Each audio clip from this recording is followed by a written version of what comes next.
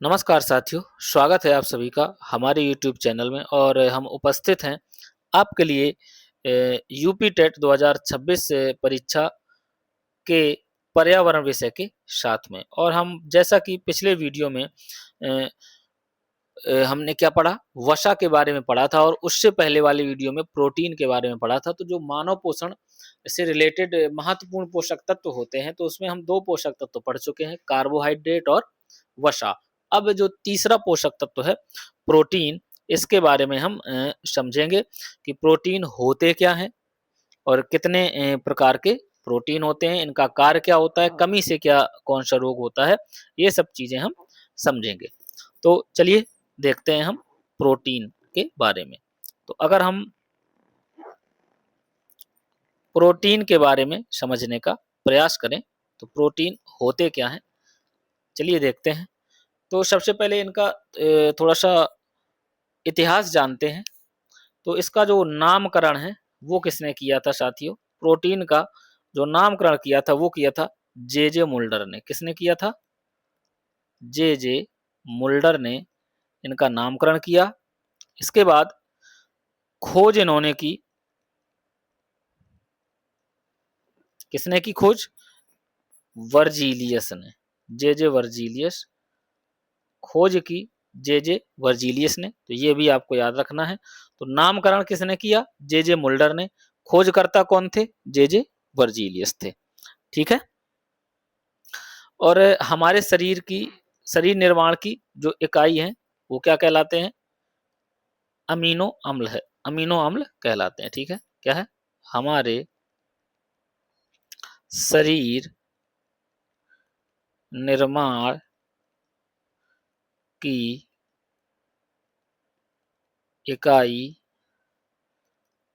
हमारे शरीर निर्माण की जो इकाई है वो क्या कहलाते हैं? अमीनो अम्ल कहलाते हैं। अमीनो अम्ल। ठीक है। और जो प्रोटीन होता है साथियों, ये छोटे छोटे अमीनो अम्लों से मिलकर बना होता है। किससे मिलकर बना होता है? छोटे छोटे अमीनो अम्लों से मिलकर बना होता है। प्रोटीन प्रोटीन छोटे छोटे अमीनो अम्लों से छोटे छोटे अमीनो अम्लों से मिलकर बना होता है। तो प्रोटीन किससे बना होता है अगर प्रश्न पूछा जाता है? तो अमीनो अम्लों से मिलकर बना होता है। अब इसमें तत्व कौन कौन से होते हैं तो आपको हम ये बता दें कि प्रोटीन में कौन कौन से तत्व पाए जाते हैं, बहुत ही जरूरी चीज है। तो पहला है कार्बन, इसके बाद हाइड्रोजन, फिर इसके बाद ऑक्सीजन, फिर इसके बाद नाइट्रोजन। ठीक है। तथा तथा कुछ मात्रा में सल्फर भी होता है। क्या? कुछ मात्रा में सल्फर भी पाया जाता है। इसे क्या कहते हैं? सल्फर। तो ये इनसे बना होता है, ये आपको याद रखना है। ये आपको याद रखना है कि इसमें कौन कौन से तत्व पाए जाते हैं प्रोटीन में। कार्बन, हाइड्रोजन, ऑक्सीजन, नाइट्रोजन तथा कुछ मात्रा में सल्फर भी पाया जाता है। और अब इसके बारे में कुछ प्रमुख चीजें हम आपको बताएं प्रोटीन के बारे में। तो शरीर का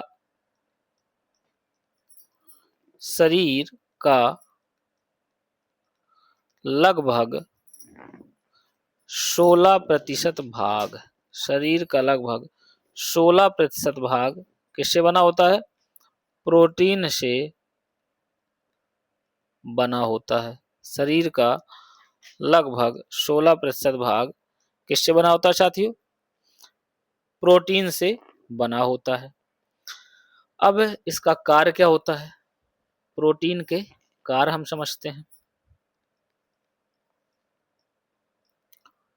प्रोटीन के कार्य। अब हम साथियों प्रोटीन के कार्य समझते हैं कौन कौन से होते हैं। तो अगर हम प्रोटीन के कार्यों को समझने का प्रयास करें तो नंबर 1 में सबसे पहले ऊर्जा उत्पादन का कार्य करते हैं। ऊर्जा उत्पादन करना, ठीक है, पहला कार्य। जिस तरीके से कार्बोहाइड्रेट और प्रोटीन वसा ऊर्जा का उत्पादन करते थे, तो इसी प्रकार से प्रोटीन भी ऊर्जा का उत्पादन करते हैं। लेकिन जो वसा होता है और कार्बोहाइड्रेट होते हैं, इन्हें ऊर्जा के प्रमुख स्रोत माना जाता है। ये शरीर के निर्माण में सहायक होते हैं। किसके निर्माण में? शरीर निर्माण में सहायक, शरीर निर्माण में सहायक होते हैं, ठीक है। शरीर निर्माण में जैसे शरीर की वृद्धि, क्या है? शरीर की वृद्धि में सहायक, और शरीर की वृद्धि के साथ साथ क्या? मरम्मत में भी सहायक। शरीर की वृद्धि कौमा मरम्मत में सहायक होते हैं।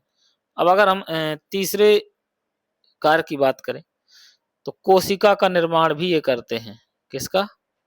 कोशिका। इसके साथ साथ जीव द्रव्य, ठीक है, इसका जीव द्रव्य। और इसके बाद ऊतकों का निर्माण, ऊतकों का निर्माण भी प्रोटीनों के द्वारा होता है। ये एक महत्वपूर्ण इनका कार्य है, ये आपको याद रखना है, ठीक है। प्रोटीन की कमी से होने वाले रोग हम देखते हैं। प्रोटीन की कमी से होने वाले रोग कौन कौन से हैं? होने वाले रोग, ये भी आपको याद रखना है क्योंकि ये बहुत ही महत्वपूर्ण है। तो प्रोटीन की कमी से दो रोग होते हैं। एक को हम कहते हैं क्वाशियोरकर, क्या कहते हैं? क्वाशियोरकर। और जो दूसरा रोग होता है मेरास्मस, क्या होता है?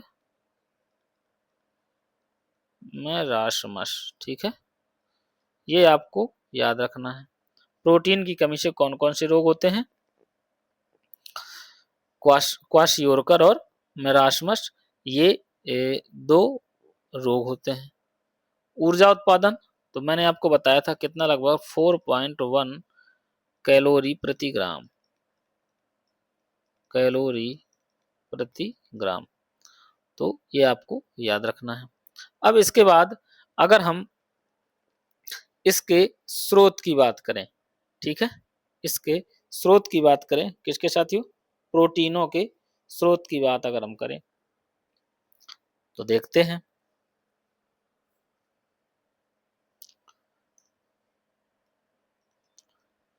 प्रोटीन के स्रोत, यहां से भी क्योंकि क्वेश्चन पूछ लिए जाते हैं, तो जो सबसे प्रमुख स्रोत होता है प्रोटीन का, सोयाबीन, ठीक है, सबसे ज्यादा प्रोटीन पाया जाता है, ये आपको याद रखना है।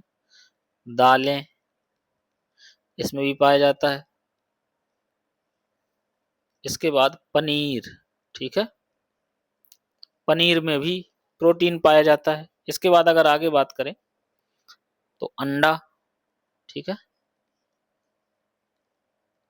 अंडा, मांस, मछली, तो ये सब चीजें क्या होती हैं? प्रोटीन के प्रमुख स्रोत होते हैं।